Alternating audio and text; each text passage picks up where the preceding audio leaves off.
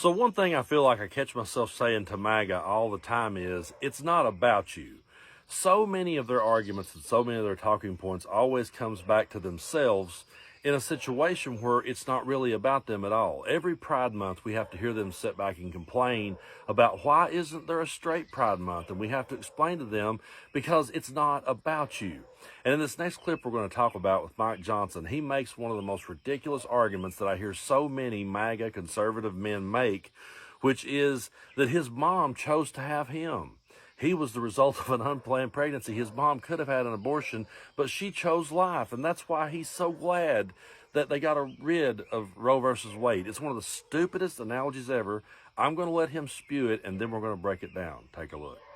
I was born in January 1972. It was almost exactly 1 year before Roe v. Wade became the law of the land.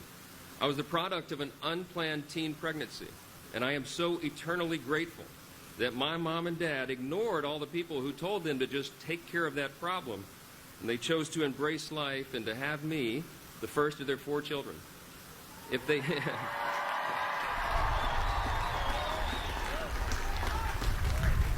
It's a simple fact, a very simple fact. If they had not done that, then I would not be here, and I often wonder who else we have missed and what those individuals might have contributed to our society and our world, but they were just...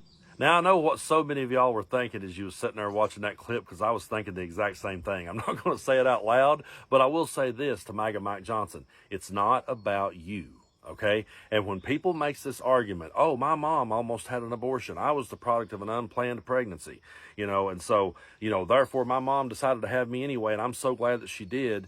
That still doesn't give you the right to take away that choice from every other woman out there. You see, I'm very grateful that my mom back in 1980, when she had me, I'm glad that she had the choice as to whether or not to have me. And if it had went the other way, I would have never known and never been affected by it. And you all would just be watching more Brian Tyler Cohen videos at the moment. That would be it, okay? Every woman should have the right to make their own medical decisions, and no form of government should ever be involved in it. And it's that simple. No other person should be involved in that except the woman and her doctor.